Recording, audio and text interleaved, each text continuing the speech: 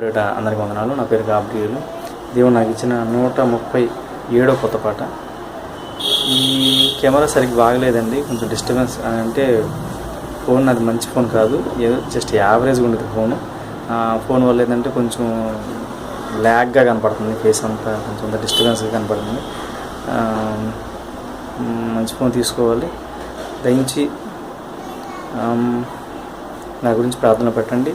And అందరూ దేవుని సువార్తను ప్రకటించండి. ప్రతి ఒక్కరూ బాధ్యత కలిగి ఉండి దేవుని సువార్తను ఖచ్చితంగా ప్రకటిద్దామండి. Praise the lord. ఈరోజు దేవుడు నాకు ఇచ్చిన 137వ కొత్త పాట. అబ్రహాము దేవుడు యేసు, యాకోబు దేవుడు యేసు, ఇసాకు దేవుడు యేసు, మన అందరి దేవుడు యేసు.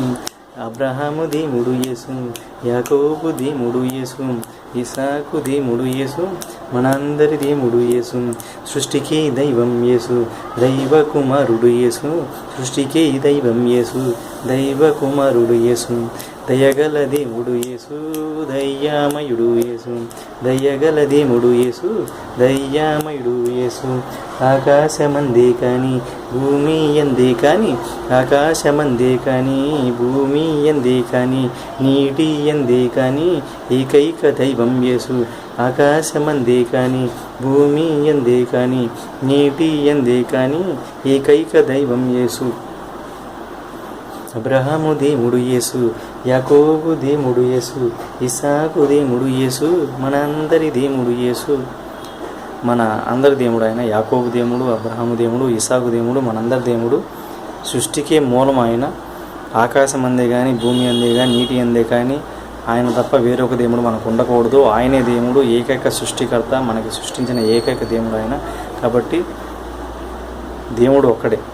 ఆ దేవుడే ప్రభువైన యేసుక్రీస్తు వారు.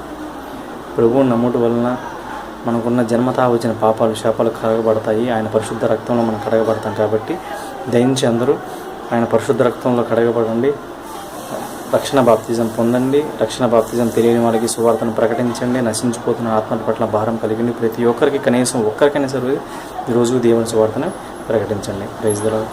ఆమేన్.